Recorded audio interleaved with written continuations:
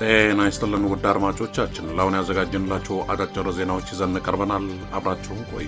ወቅታዊ ታማኝና ፈጣን መረጃዎችን ለመከታተል ቻናላችንን ታይም ሚዲያ ሰብስክራይብ፣ ሼር እና ላይክ በማድረግ ቤተሰብ ይሁን።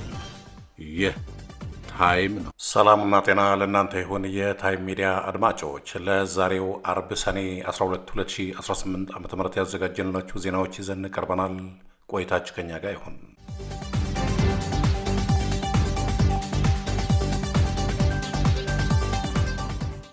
የህዝባዊ ወያነ ሓርነት ትግራይ ህወሓት ድርጅት የአሜሪካ መንግስት የሰላምን ሂደቱን ሊያደናቅፉ የሚችሉ ውሳኔዎችን ከማሳለፍ ይልቅ የፕሪቶሪያው ስምምነት ድንጋጌዎች ሙሉ በሙሉ ተግባራዊ እንዲሆኑ የበለጠ አስፈላጊውን ግፊት ሊያደርግ እንደሚገባ ጥሪ አቀረበ። እስካሁን የፕሪቶሪያው ስምምነት ተግባራዊ ሊሆን ያልቻለው በዋናነት የፌዴራል መንግስት ስምምነቱን ተግባራዊ ለማድረግ ባለመቻሉ እንደሆነና የአሜሪካ መንግስትም ይህንን እያወቀ ምንም ሳይል መቅረቱን ድርጅቱ ገልጸዋል። ህወሓት ዛሬ ባወጣው መግለጫ እንደ ዋና የፕሪቶሪያ ስምምነት ፈራሚነቱ ስምምነቱ ሙሉ በሙሉ ተግባራዊ እንዲሆንና ለሰላም ያለውን ጽኑ አቋም በድጋሚ አረጋግጠዋል። ድርጅቱ በአሜሪካ መንግስት የተወሰነውን የቪዛ እገዳ ማዕቀብ አስመልክቶ ባወጣው መግለጫም እገዳው ያልተሟላና ሚዛናዊ ባልሆነ የሁኔታዎች ግምገማ ላይ የተመሰረተ ውሳኔ ይመስላል ብለዋል። አሜሪካ በአፍሪካ ቀንድ ለሰላምና መረጋጋት ያላትን ተቆርቋሪነት እንደሚያከብር የገለጸው ድርጅቱ አሜሪካ ለትግራይ ህዝብ ዘላቂ ሰላምን ለማስፈን እንደ አስፈላጊ አጋር ያላትን ከፍተኛ ሚና አክብሮ እንደሚመለከተው አረጋግጠዋል። ይሁን እንጂ በቅርቡ የተላለፈው ውሳኔ የኢትዮጵያ ፌዴራላዊ መንግስት በፕሪቶሪያው ስምምነት መሰረት ያሉበትን ግዴታዎች ያለማቋረጥ አለመወጣቱን ችላ በማለት በተሳሳተ ግምገማ ተጠያቂነቱን በህወሓት ላይ ብቻ የሚጭን ነው ሲል ህወሓት አቋሙን ገልጿል። እንዲህ አይነቱ መራጭ የሆነ ተጠያቂነት አሰራር የሰላም ሂደቱን የሚያዳክም መሆኑንም ህወሓት አመላክተዋል። የፌዴራል መንግስት በተደጋጋሚ የፕሪቶሪያውን ስምምነት የሚጥሱ እርምጃዎችን እየወሰደ ወሳኝ የሆኑ የስምምነቱ ድንጋጌዎች እንዳይተገበሩና ስምምነቱን የሚጻረሩ ተግባራትን እያከናወነ ቢሆንም የአሜሪካ መንግስት በውሳኔው ላይ የጠቀሰው ነገር የለም ብለዋል።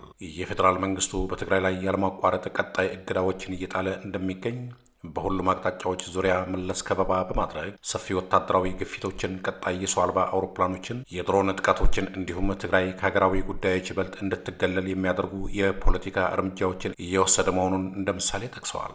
ነገር ግን የአሜሪካ መንግስት የፌዴራል መንግስቱን ተግባራት ችላ በማለት አንዱን ፈራሚ ህወሓትን ብቻ ተጠያቂ ማድረጉ በሰላም ሂደቱ ላይ ያለውን መተማመን የሚያዳክም መሆኑን ድርጅቱ በመግለጫው አብራርተዋል። ዘላቂ ሰላም ለሁሉም ወገኖች ገለልተኝነትን፣ ቅንነትንና እኩል ተጠያቂነትን ይጠይቃል ያለው ድርጅቱም ዘላቂ ሰላምን በማረጋገጥ ረገድ ለሁሉም ወገኖች ያለ አድሎ በቅንነትና በእኩል ተጠያቂነት መስራት እንደሚያስፈልግ አሳስበዋል። በፕሪቶሪያው የተፈረመው የትጥቅ ማቆም ስምምነት ህገ መንግስታዊ ስርዓቱን ወደ ነበረበት መመለስ፣ ተፈናቃዮችን ማቋቋም፣ ከፌዴራል ኃይል ውጭ በትግራይ ሉዓላዊ መሬት ላይ የሚገኙ ወራሪ ኃይሎች እንዲወጡ ማድረግ፣ መሰረታዊ አገልግሎቶችና ሰብአዊ አቅርቦቶችን መመለስ እንዲሁም ለህወሓት ድርጅት ህጋዊና የፖለቲካ እውቅናን መመለስ የመሰሉ ግልጽና ለሁለቱም ፈራሚዎች ግዴታ የጣሉ ቃላትን ያስቀመጠ መሆኑን የጠቀሰው ድርጅቱ ይሁን እንጂ እስካሁን የፕሪቶሪያው ስምምነት ድንጋጌዎች ገና አልተተገበሩም ብለዋል። ከ3 ዓመታት በላይ በኋላም እነዚህ ቁልፍ ድንጋጌዎች በከፍተኛ ደረጃ ያልተፈጸሙ ተግባራት መሆናቸውን የገለጸው ህወሓት በመቶ ሺዎች የሚቆጠሩ የትግራይ ተፈናቃዮች ወደ ቀያቸው መመለስ እንዳልቻሉ፣ የተጠያቂነት ሂደት እንዳልተዘረጋም፣ የትግራይ ህዝብ ከፕሪቶሪያ በኋላም ሰላም መልሶ ግንባታና ወደ መደበኛ ህይወት መመለስን ይጠብቅ የነበረ ቢሆንም አሁንም ድረስ አለመረጋጋትና ለማመን የሚከብዱ ፈታኝ ችግሮች እያጋጠሙት ይገኛል ሲል ገልጸዋል።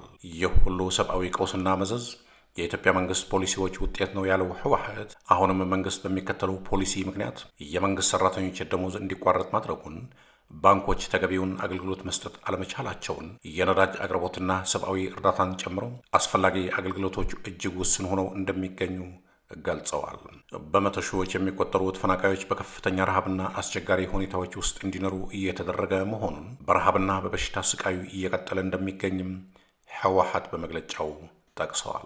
መሰረታዊ ጥያቄዎችን ያልመለሰም፣ የትግራይ ተፈናቃዮች እንዳይመለሱ የከለከለ፣ መሰረታዊ አገልግሎቶችን የገደበና የፕሪቶሪያው ስምምነት ሰብአዊ ድንጋጌዎችን ተግባራዊ ማድረግ ያቃተው ማን ነው በማለት የጠየቀው ህወሓት ውሳኔ ማሳለፍ የሚችል አካል ማንኛውም ፍትሐዊ ግምገማ ለማድረግ እነዚህን ነባራዊ ሁኔታዎችን መመልከት እንዳለበት ገልጸው በዚህም አሜሪካ እነዚህን እውነታዎች ማየት እንዳልቻለች ወይም ችላ እንዳለቻቸው እንደ ማረጋገጫ ያቀርባል። በመጨረሻም ህወሓት በአሜሪካ መንግስት ላይ ባቀረበው ጥሪ አሜሪካ በኢትዮጵያ መንግስት ላይ ግፊት በማድረግ በፕሪቶሪያው የገባውን ግዴታ ሙሉ በሙሉ እንዲተገብር፣ በትግራይ ላይ የጣለውን የሰራተኞች ደሞዝ ክልከላ እንዲያነሳ፣ እንዲሁም የባንክ አገልግሎት፣ የነዳጅ አቅርቦትና የሰብአዊ ተደራሽነት እገዳዎችን እንዲያነሳ እንድታደርግ ጠይቀዋል። በተጨማሪም ከቀያቸው የተፈናቀሉ የትግራይ ተወላጆች በደህንነት በክብርና በተወሰነ የጊዜ ገደብ ወደ ቀያቸው እንዲመለሱ እንድትደግፍ፣ ከፌዴራል ኃይሎች ውጭ ያሉ ወራሪዎች ከትግራይ ሉዓላዊ መሬት እንዲወጡ እንድታደርግ፣ በስምምነቱ መሰረት የተቀመጡትን የህወሓት ህጋዊና ፖለቲካዊ መብቶችና እውቅና እንድትመልስ፣ እንዲሁም በትግራይ ህዝብ ስቃይ ላይ አስተዋጽኦ ባደረጉ ወገኖች ሁሉ ላይ ፍትሐዊና ቀጣይነት ያለው እርምጃ እንድትወስድ ጥሪ አቅርበዋል። የትግራይ ህዝብ ሰላም ይፈልጋል፣ ፍትህም ይገባዋል፣ እንዲሁም በእኩልነት በቅንነትና ሙሉ በሙሉ የሚተገበር የሰላም ሂደት ይጠይቃል ሲል ህወሓት በመግለጫው አሳስበዋል።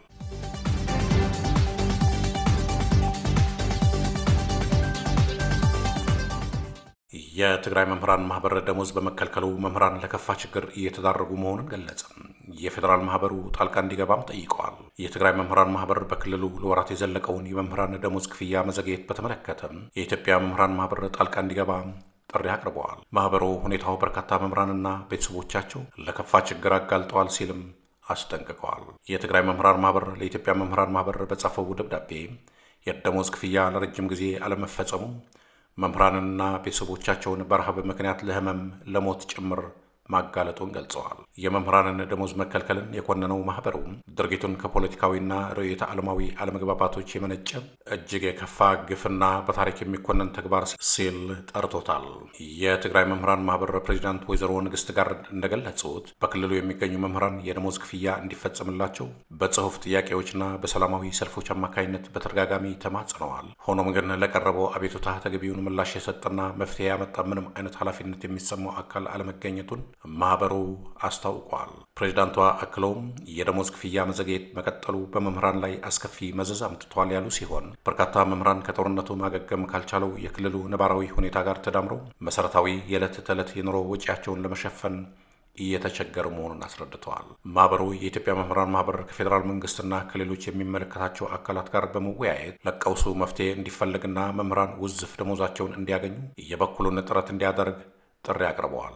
የደሞዝ አለመከፈል ጉዳይ በትግራይ የህዝብ ዘርፍ ሰራተኞች ዘንድ እየታየ ላለው ከፍተኛ ቅሬታ መነሻ የሆነ የመጣ ሲሆን መምህራንም የክፍያ መዘግየቱ በህይወታቸውና የትምህርት አገልግሎት የመስጠት አቅማቸው ላይ እያሳደረ ስላለው ተጽዕኖ በተደጋጋሚ ስጋታቸውን እያነሱ ይገኛሉ። ይህም ቀድሞውኑ በጦርነቱ ሳቢያ የተዳከመውን የትምህርት ስርዓት ይበልጥ እየጎዳው ነው ብለዋል። በትግራይ የትምህርት ዘርፍ ላይ የተጋረጠው ቀውስ የሁለት ዓመቱ ጦርነት ከበቃ ወዲህ በየጊዜው እየተባባሰ መጥተዋል። እንደ አውሮፓውያን አቆጣጠር መጋቢት 2024 የትግራይ ትምህርት ቢሮ በድርቅ በተጠቁ ወረዳዎች ውስጥ የሚገኙ ከ222 ሺህ በላይ ተማሪዎች በከባድ ድርቅና በምግብ ዋስትና እጦት ሳቢያ በረሃብ ምክንያት ትምህርታቸውን የመተው አደጋ እንደተጋረጠባቸው አስጠንቅቆ ነበር።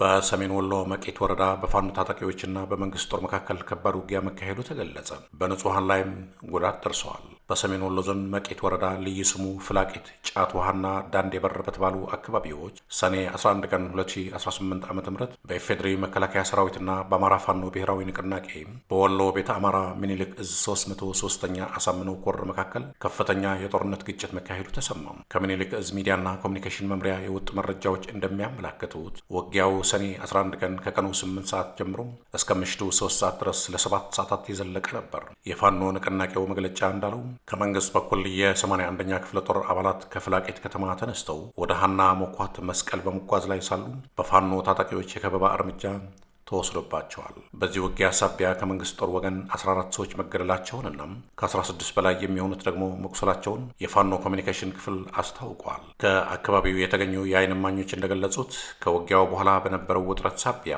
በአካባቢው ከባድ መሳሪያ መድፍ መተኮሱንና በዚህም ሳቢያ የሁለት ንጹሐን ዜጎች ሕይወት ማለፉን አረጋግጠዋል። በተጨማሪም አንድ ሰው የመቁሰል አደጋ የደረሰበት ሲሆን የሁለት መኖሪያ ቤቶች ሙሉ በሙሉ መፍረስና የንብረት መውደም ማጋጠሙን እማኞች ጨምረው ገልጸዋል። የአካባቢው ነዋሪዎች እንደሚሉት ከባድ ውጊያ የተካሄደባቸው የእርሻና የመኖሪያ መንደሮች በመሆናቸው በሰላማዊ ዜጎች የዕለት ተዕለት እንቅስቃሴና ዋስትና ላይ ከፍተኛ ስጋት ደቅነዋል ይላሉ።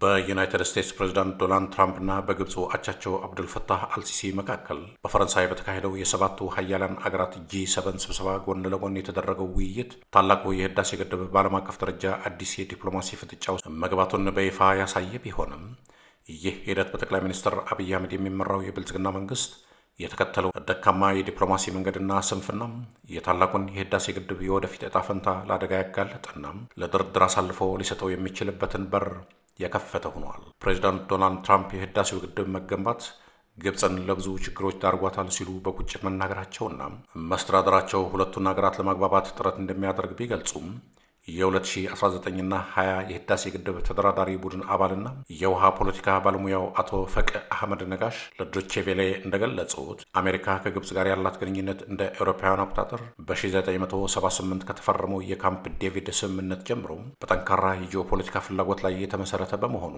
አካሄዳቸው ሙሉ በሙሉ ለካይሮ ያደላና በኢትዮጵያ ላይ ይህን ካልተቀበላችሁ ይህ ይከተላችኋል የሚል አይነት አስገዳጅ ጫናን የሚያሳድር ነው ብለዋል። እንደ አውሮፓውያን አቆጣጠር በ2020 በተካሄደው ድርድር ላይ ኢትዮጵያ ሉዓላዊነቴን ይነካል በማለት የአሜሪካን የውል ሰነድ ሳትፈርም መቅረቷ በወቅቱ ከፍተኛ ጫና ፈጥሮባት የነበረ ቢሆንም በአሁኑ ወቅት ግን የብልጽግና መንግስት አገሪቱን ካስገባት ሁለንተናዊ ቀውስ ለመውጣትና የአሜሪካን ይሁንታ ለማግኘት ሲል የትራምፕን ግትር የፖሊሲ አካሄድ በብልሃት ከመጋፈጥ ይልቅ በዝምታ መምረጥና በችኮላ ወደ ድርድር በመግባት ለአስገዳጅ ፕሮፖዛሎች እጅ የመስጠት አዝማሚያ ማሳየቱ የመንግስትን ዲፕሎማሲያዊ ስንፍና በግልጽ ያሳያል ይላሉ።